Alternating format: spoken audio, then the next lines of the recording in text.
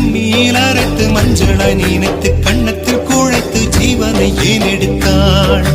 காவித்துறவிக்கும் ஆசை வளர்த்தவள், அருகும் புல்லுக்கும் ஆண்மை கொடுப்பவள், பெண்களின் நெஞ்சுக்கும் பித்தம் கொடுப்பவளே.